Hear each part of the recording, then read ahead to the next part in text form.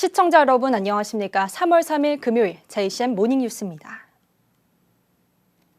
국민의힘 당대표 선거에서 김기현 국회의원의 KTX 역세권 주변 땅 문제가 계속 이슈가 되자 울산시가 직접 입장을 밝혔습니다.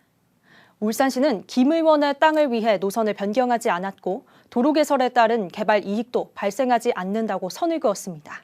김영환 기자가 보도합니다. 울산시가 논란이 일고 있는 국민의힘 김기현 국회의원의 땅 문제와 관련해 브리핑을 열었습니다.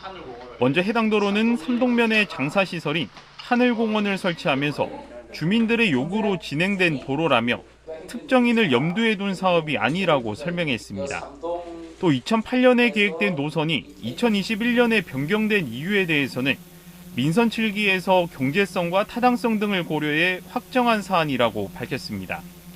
특히 2008년 노선과 2021년 노선 모두 김기현 의원의 땅이 포함됐다며 특정인을 위해 노선을 변경한 것이 아니라고 반박했습니다. 게다가 김 의원의 토지 아래 40m 이상 깊이로 터널이 지나가기 때문에 도로 개설에 따른 개발 이익도 발생하지 않을 것으로 판단했습니다. 구리더라고 하면 이 산에는 오히려 양옆에 산은 도움이 되는데 본인 산은 아무것도 못합니다. 굴 밑에 들어가면은. 우리가 보통 살면서도 굴 위에 있는 산을 이용하는 거 봤습니까? 이제 꼼짝 못합니다. 더더욱. 또 김 의원이 울산시의 법률 고문 당시 정보를 취득해 땅을 매입한 것이 아니냐는 의혹에 대해서는 1998년 당시 울산에는 KTX 울산역 유치에 대한 정보가 없었고 2000년대 초반이 돼서야 유치 움직임이 일었다고 밝혔습니다. 이번 브리핑이 특정 당대표 후보를 위한 정치적 의도가 있는 것이 아니냐는 시각에 대해서 울산시는 정치적인 의도가 없다며 울산에 대한 부정적인 시각을 바로잡기 위한 조치라고 말했습니다. 본인이 수사 의뢰를 했습니다. 그 이후부터는 수사 의뢰하면은 언젠가는 사법당국에서 울산에 자료를 요청할 것이고 우리 관계 공무원들은 울산시의 그동안 행정행위에 대해서는 설명하고 자료를 제출을 해야 되니까 울산시는 도로가 개설되더라도 김 의원의 땅은 상수원 보호구역에 준하는 수준으로 엄격하게 관리되는 지역인 만큼 사실상 개발이 불가능하다고 밝혔습니다. JCN 뉴스 김영환입니다. 이성걸 울산시 교육감 예비후보의 사퇴로 성사된 보수 단일화가 진보 후보 단일화에도 영향을 미치고 있습니다. 진보 성향의 구강열 예비후보는 기자회견을 열고 보수는 단일화가 됐고 이제 진보 후보들의 단일화만 남았다며 단일화를 반대하는 측은 역사의 죄인으로 남게 될 것이라고 압박했습니다. 이에 대해 천창수 예비후보는 교육에는 진보와 보수가 없기 때문에 진보 단일화는 염두에 두지 않고 있다면서도 구강열 후보 측에서 연락이 오면 언제든지 만나서 대화를 할 수 있다고 말했습니다. 한편 단일화를 성공한 김주홍 예비후보는 이성걸 예비후보가 건강이 회복되는 대로 만나서 대화하고 울산 교육을 바로 세우는 데 함께하겠다며 이 후보의 공약을 적극 반영해 정책에 담겠다고 밝혔습니다. 울산시 교육청과 울산시 선거관리위원회는 어제 해인학교에서 함께 달려가는 버스 홍보단 발대식을 가졌습니다. 교육청과 선관위는 통학버스 28대에 교육감 보궐선거 투표 참여를 독려하는 내용의 홍보 문구를 부착해 선거일인 4월 5일까지 운행합니다. 어제 참가자들은 울산교육의 미래, 우리 모두의 투표로 만들자는 문구가 적힌 피켓과 현수막을 들고 선거 홍보 캠페인을 벌였으며 교육청은 유튜브를 통해 보궐선거 홍보에 나설 예정입니다.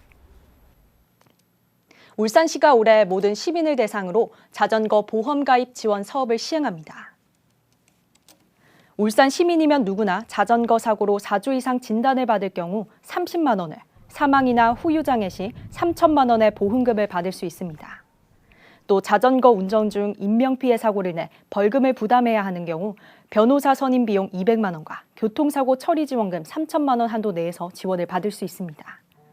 울산에서는 지난해 753건의 자전거 안전사고가 발생해 5억 3,500여만 원의 보험료가 지급됐습니다. 울산의 일부 시가지, 경관지구와 시청 주변 공영시설 보호지구를 해제해야 한다는 제언이 나왔습니다. 울산연구원 정현욱 도시공간연구실장은 시가지 경관지구 가운데 옥동 일대 경관지구는 이미 단독주택과 아파트, 근린생활시설 등 다양한 시설이 복합적으로 들어서 있는 만큼 해제가 바람직하다고 밝혔습니다. 또 시청 주변 공용시설 보호지구는 지구 내 건축물들의 노후화가 심각하고 시청 주변을 공용시설 보호지구로 지정한 도시는 울산밖에 없다며 규제 완화 또는 지정 해제가 필요하다고 지적했습니다. 이르면 내년부터 태화강을 가로지르는 친환경 레저 선박이 운행될 예정입니다. 울산시는 지난해부터 올해까지 17억 원을 투입해 지능형 친환경 전기 추진 레저 선박 신기술 개발 사업을 추진 중이라고 밝혔습니다. 이 선박에는 강이나 호수에서 자동 경로 주행과 충돌 회피를 할 수 있는 기술이 탑재됩니다. 사업 기간에서는 그동안 디자인 개발과 설계, 시스템 개발과 시제품 선박 제작을 진행했으며 오는 9월부터 태화강에서 시범 운행에 들어갈 예정입니다. 현대차가 어제부터 10년 만에 생산직 채용에 들어갔습니다. 이른 아침부터 지원자들이 몰리면서 채용 사이트는 한때 먹통이 되기도 했는데 고학력자들이 사무직을 선호하는 것도 옛말. 고액연봉 생산직에 관심이 뜨겁습니다. 구현희 기자입니다. 현대자동차 생산직 채용 원서 접수 첫날. 오전부터 채용 사이트에 한꺼번에 지원자가 몰리면서 접속 지연 사태가 빚어졌습니다. 접속 대기자는 한때 2만 명을 넘기도 했습니다. 10년 만에 채용하는 현대차 생산직에 대한 관심이 얼마나 뜨거운지를 보여줍니다.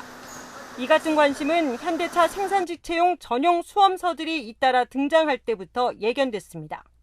올해 400명, 내년에 300명을 뽑는 현대차 생산직은 나이와 성별 제한 없이 고졸 이상이면 누구나 지원할 수 있는데 대학가에서도 최대 관심사입니다. 아무래도 조금 힘들긴 해도 그래도 이제 수익도 괜찮고 계속 다닐 수 있으니까 생산직에도 많이들 도전하는 것 같아요. 앞서 지난 24일 원서 접수를 마감한 S-OIL 생산직 채용에도 많은 지원자들이 몰렸습니다. 정확한 채용 규모는 공개되지 않았지만 경쟁률이 수백 대 1에 달하는 것으로 전해졌습니다. 이들 회사의 생산직 평균 연봉은 억대 수준. 이렇다 보니 고학력, 고스펙 지원자도 적지 않은 것으로 알려졌습니다. 최근에 생산직이 연봉도 높고 그래서 많이 가고 싶어하는 S-OIL이나 현대차 같은 곳들 이제 많이 관심 있어하고 지원하려고 하고. 올해 하반기에 예정된 SK에너지 생산직 채용에도 지원자들이 대거 몰릴 것으로 보입니다. 경기 불안과 취업난 속에 고액 연봉의 생산직 채용이 취업 시장의 뜨거운 감자가 되고 있습니다. JCN 뉴스 구현입니다. 울산에 본사를 둔 신재생 에너지 기업 금양 그린파워의 코스닥 시장 공모가가 10,000원으로 확정돼 어제와 오늘 이틀간 청약에 들어갑니다. 공모가 10,000원은 당초 희망 가격대 6,700원에서 8,000원대를 훨씬 넘어선 가격이며 오는 13일 상장 예정입니다. 상장 주관사인 삼성증권에 따르면 울산 상공회의소 이윤철 회장이 대표로 있는 금양 그린파워의 이번 코스닥 상장 공모 금액은 301억 원이며 상장 뒤 시가총액은 공모가 기준 1,212억 원입니다. 금양 그린파워는 차별화된 기술력과 해외 네트워크 등을 보유하고 있으며 울산 부유식 해상풍력 발전을 비롯해 태백과 삼척, 경주 풍력 발전 등 신재생 에너지 사업에 참여하고 있습니다. 울산시는 어제 한국생산기술연구원과 현대중공업, 현대미포조선 등 9개 기관과 기업 대표들이 참석한 가운데 조선해양 처리장 제조 산업의 디지털 전환 지원 사업 업무 협약식을 개최했습니다.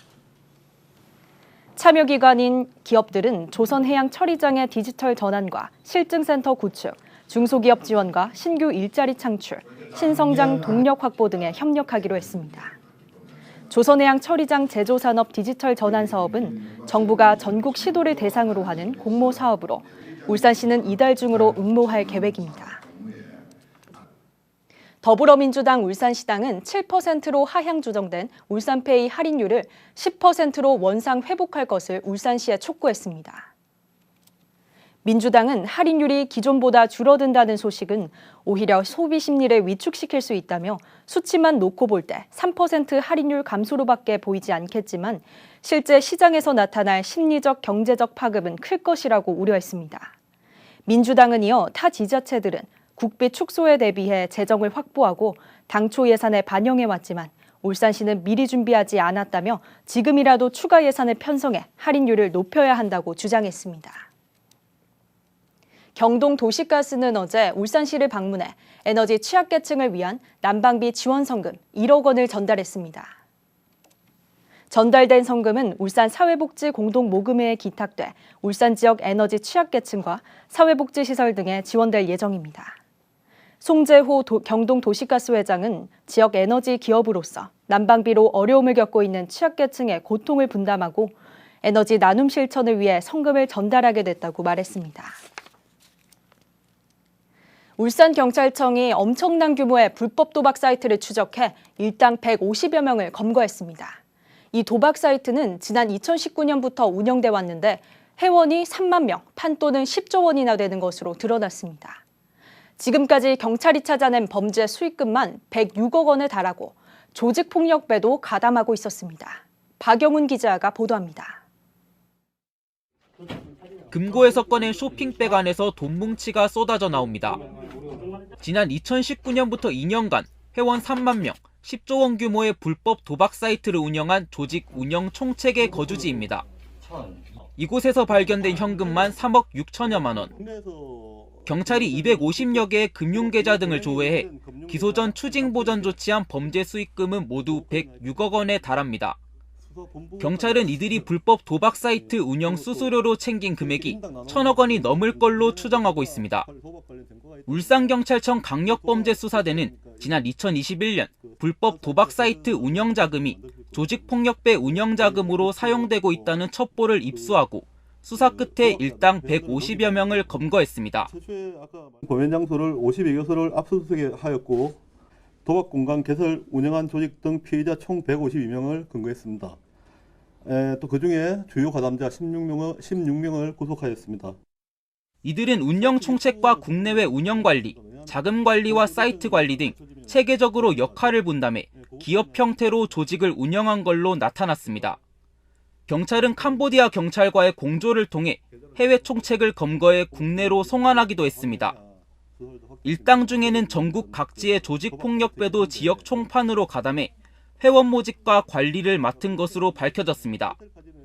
이들은 필리핀과 마카오 등의 호텔 카지노 중개권을 구입하고 불법 도박 사이트에서 중개해 카지노 도박을 비롯한 다양한 도박을 제공하며 배당금 일부를 수익으로 챙긴 것으로 드러났습니다. 경찰은 아직 파악되지 않은 범죄 수익금에 대해 조사 중이며 국내로 송환되지 않은 해외 거주 일당에 대해서도 계속 수사하고 있습니다. JCN 뉴스 박영훈입니다. 중구청이 누구나 살고 싶은 종갓집 중구 실현을 위한 10대 핵심 과제와 129개 미래 전략을 발표했습니다. 10대 핵심 과제로는 개발 제한구역 해제와 혁신도시 산업 육성, 원도심과 전통시장 강화, 재난재해의 선제적인 대응 체계 구축 등이 선정됐습니다. 특히 원도심과 전통시장 활성화 부문의 경우 상권을 집적화해 청년들이 모일 수 있는 특성 있는 골목을 만들겠다고 덧붙였습니다. 또 개발 제한 구역의 완화 또는 해제를 통해 현재의 개발 제한 구역 80만 평의 활용도를 높여 정주 여건을 개선해 나갈 예정입니다. 남구청이 어제부터 지역사회 서비스 투자 사업을 본격 시행합니다. 지역사회 서비스 투자 사업은 국가 주도형 서비스 제공 방식에서 벗어나 지자체의 특성에 맞는 사회 서비스를 발굴해 이용자에게 제공하는 사업입니다. 남구청은 올해 사업비 15억 8천여만 원을 투입해 노인과 장애인, 초등학생 등을 대상으로 사랑 나눔 안마 서비스와 영유아 발달 지원 서비스 등 맞춤형 사회 서비스를 제공할 계획입니다. 울주군이 지역 어르신들이 할인된 가격에 이미용 서비스를 이용할 수 있는 울주 효 헤어숍을 확대합니다. 올해 울주 효 헤어숍은 지난해보다 10곳 늘어난 80곳으로 울주군에 주소를 둔 만 70세 이상이면 누구나 신분증을 제시한 뒤 이용요금을 20%에서 50% 할인받을 수 있습니다. 울산시가 기업하기 좋은 투자 기반을 조성하고 실제 근로환경 개선으로 이어질 수 있는 근거를 전국 최초로 마련했습니다.